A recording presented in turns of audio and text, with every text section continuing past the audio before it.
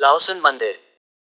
Candy प्लाओसन, जिसे प्लाओसन complex के नाम से भी जाना जाता है, बौद्ध मंदिरों में से एक है, जो प्रसिद्ध हिंदू प्रम्बानन मंदिर के उत्तर पूर्व में लगभग 1 किलोमीटर 2/3 मील की दूरी पर बुगिसन गांव, प्रम्बानन जिला, क्लेटन रीजेंसी, सेंट्रल जावा, इंडोनेशिया में स्थित है।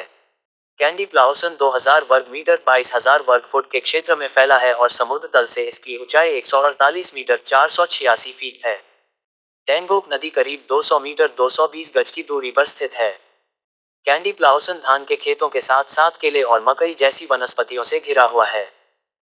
इतिहास। प्लाओसन मंदिर का निर्माण 9वीं शताब्दी के मध्य में श्री काहुलुन्नया प्रमोदवर्धनी द्वारा किया गया था, जो शैलेंद्र राजवंश के समृतुंगगा वंशज की बेटी थी और जिनकी शादी हिंदू परंपरा में रिकाई पिकाटन से हुई थी। प्लाओसन परिसर में वर्तमान में 2 बौद्ध मंदिर, प्लाओसन लो और प्लाओसन केदुल, शामिल हैं। प्लाओसन लो और कलासन के शिलालेखों और छवियों ने परिसर की उत्पत्ति और पाए गए चित्रों और संरचनाओं के निर्माण के समय क्षेत्र की धार्मिक जटिलता के बीच संबंधों पर सवाल उठाए हैं। मंदिर एक सड़क द्वारा अलग किए गए हैं। प्लाओसन लो उत्तर में और प्लाओसन केदुल दक्षिण में स्थित है। प्लाओसन लो में 2 मुख्य मंदिर और एक खुला क्षेत्र है जिसे मंडप के नाम से जाना जाता है। दोनों मंदिरों में एक प्रवेश द्वार और संरक्षक प्रतिमा है जिसे द्वारपाल के नाम से जाना जाता है। प्लाओसन लो और प्लाओसन केदुल को मूल रूप से एक ही परिसर माना जाता है। वास्तुकला। प्लाओसन मंदिर परिसर 174 छोटी इमारतों से बना है जिनमें 116 स्तूप और 58 मंदिर हैं। कई इमारतों पर शिलालेख लगे हैं। इनमें से 2 शिलालेख मंदिर को रिकाई पिकाटन द्वारा अभयारण्य के उपहार के रूप में दर्शाते हैं। शिलालेखों की तारीख 825-885 के बीच की है। यद्यपि प्रम्बानन 856 की तारीख के समान परिसर संबंधित नहीं है। एक नई निर्माण तकनीक प्रम्बानन को प्लाओसन मंदिरों से अलग करती है।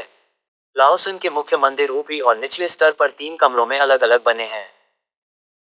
निचले स्तर पर अनेक मूर्तियां विराजमान थीं।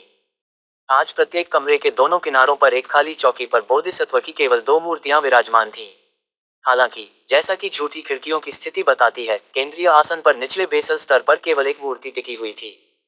ये प्रतिमा आज गायब है। संभवतः ये कुछ कांस्य प्रतिमाएं थीं जिनमें बुद्ध को दर्शाया गया था और इसके दोनों ओर 2 पत्थर की बोधिसत्व प्रतिमाएं थीं। इतिहासकारों का सुझाव है कि एक मुख्य मंदिर में कभी 9 मूर्तियां, 6 पत्थर के बोधिसत्व और 3 कांस्य बुद्ध की मूर्तियां थीं, जो अब गायब हैं। इसका मतलब है कि दोनों मुख्य मंदिरों में 18 मूर्तियां विराजमान थीं। प्रत्येक कमरे में ऊपरी दीवारों पर पत्थरों के निशान हैं जो एक बार लकड़ी के बीम और लकड़ी के फर्श का समर्थन करते हुए ऊपरी कमरे बनाते थे। लकड़ी की सीढ़ियों के आधार पर पत्थरों के निशान भी मौजूद हैं। बोधिसत्व देवताओं की उत्कृष्ट नक्काशी की पंक्तियां बाहरी दीवारों को सुशोभित करती हुई पाई जाती हैं, जिनमें से अधिकांश पुरुष हैं। खिड़कियों के पास छोटी और कम नक्काशी महिला आकृतियों का प्रतिनिधित्व करती है।